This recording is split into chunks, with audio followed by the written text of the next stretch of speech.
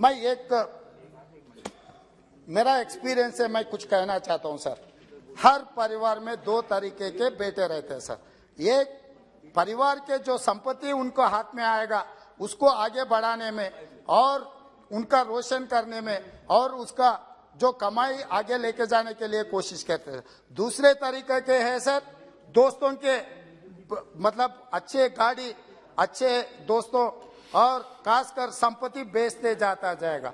तो अभी ये दो बेटों का, पहले का मनमोहन जी है, दूसरे जी मोदी जी है। उनके दोस्तों अच्छा के लिए, अच्छा गाड़ी के लिए, अच्छा ड्रेस के लिए ये सब सारे ये बेचने में लग गए सर। ये भी सोचना है सर, 7 साल में हिंदुस्तान में वही होते जा रहे हैं सर। और यही सरकार NITI Aayog and finance commission को अपॉइंट किए।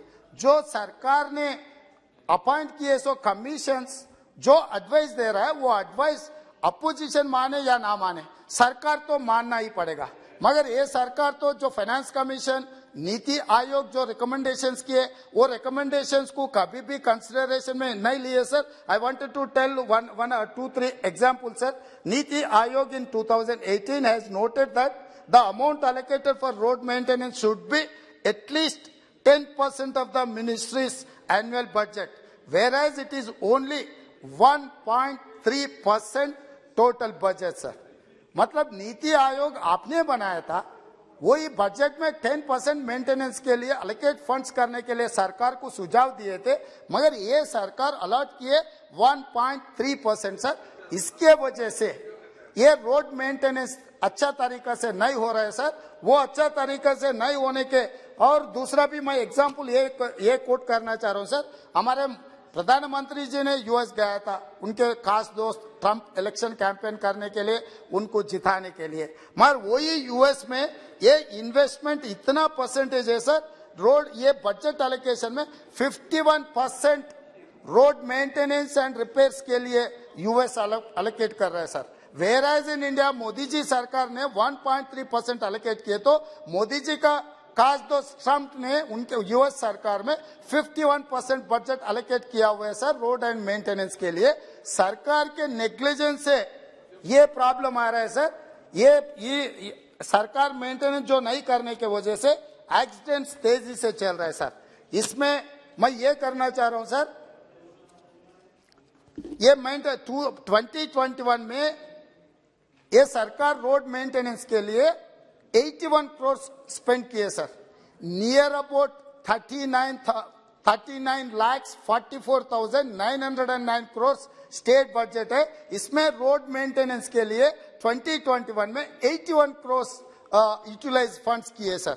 मतलब completely union government is neglected the road maintenance sir.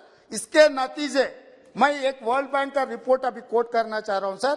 According to World Bank, as per recent report of the World Bank, Indian rank is first number of road accident deaths. पूरा दुनिया में road accidents के deaths हो रहा है, India is number 1। तो कम से कम ये वर्ल्ड बैंक रिपोर्ट पढ़े तो भी सरकार को पता लगेगा। एंड मोर ओवर पूरा दुनिया में 1% vehicles are in India sir. जितने सारे दुनिया में व्हीकल्स है, इंडिया में 1% है, मगर एक्सीडेंट्स इन इंडिया 11%।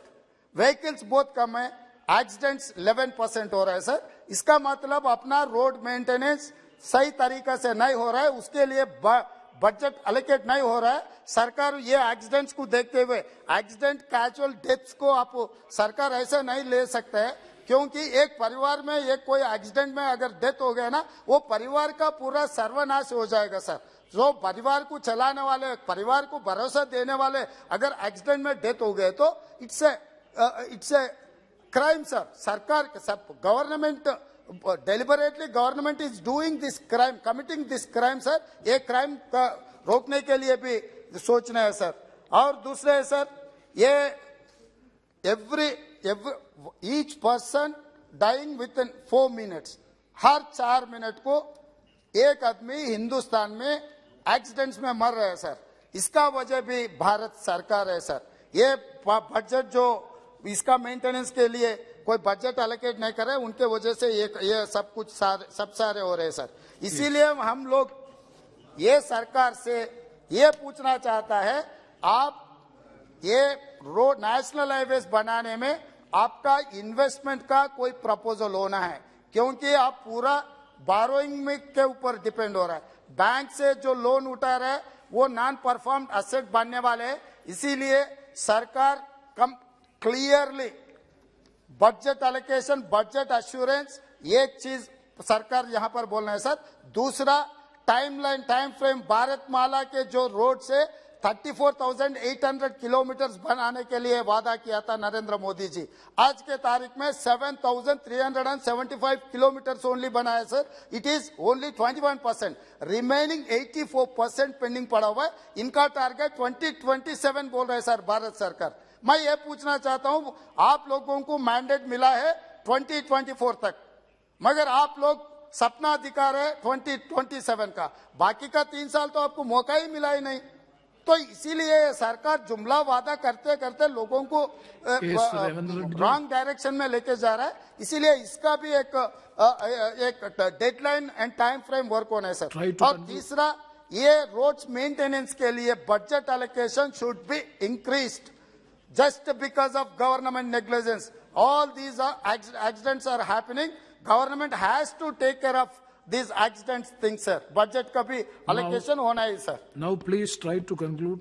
सर मेरा डिमांड इतना ही है सर, ये सरकार बोलने का अलग है, करने का अलग है। Okay. ये कहावत है सर, हाथी का दांत खाने का अलग है, दिखाने का अलग है। मोदी जी ने ये कह रहा है कि हम चाय बेचे।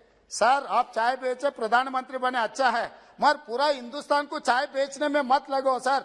एक परिवार में कोई एक्सीडेंट में डेथ हो गए तो उनके परिवार रेलवे प्लेटफॉर्म में चाय बेचना पड़ता है। पूरा हिंदुस्तान को चाय बेचने में मत लगो सर। आप ये पूरा ध्यान देकर ये पूरा सुधारने का जरूरी है sir. National highways must be increased. वो हमारे प्रदेश में सर, फाइनली सर, हमारे प्रदेश में Hyderabad, Vijayawada. Hyderabad is the Telangana capital. Vijayawada, Amravati is the Andhra Pradesh capital. We have 4-lane road, sir. उसका 6-lane road का sanction हुआ है sir. वो private player वो road ही नहीं बना रहा है। Time and again our people and our representatives are representing to the concerned minister, but they least bothered about that Hyderabad Vijayawada highway. And moreover, Hyderabad and Bangalore, we have only 4-lane national highway, sir. That is also proposal pending with the union government, that has to be increased up to 8 lanes, sir. And moreover, Hyderabad Bijapur, sir, now, please, that is also pending, sir. Hyderabad to Manneguda जो road है उसको भी आगे लेके जाना है sir. And Mahbubnagar Chincholi state highway converted into national highway, but last 4 years they have never turned up for that national highway, sir. So government immediately Mehboob Nagar Chincholi national highway road भी immediate बनाना है sir. ये सब सारे चीजों के लिए मैं reply मांग रहा हूँ सर सरकार से। थैंक यू सर, धन्यवाद। హాయ్ ఫ్రెండ్స్, మా టుడే టుమారో యూట్యూబ్ ఛానల్ చూస్తున్నందుకు చాలా థ్యాంక్స్। మరిన్ని లేటెస్ట్ వీడియోస్ కోసం వెంటనే సబ్స్క్రైబ్ చేయండి, అలాగే ఈ బెల్ ని కూడా రింగ్ చేసేయండి। మా నోటిఫికేషన్స్ అన్ని మీ మొబైల్లో వస్తాయి। అలాగే మా వీడియోస్ మీకు నచ్చితే లైక్ చేయండి, షేర్ చేయండి, నచ్చకపోతే కామెంట్ చేయండి।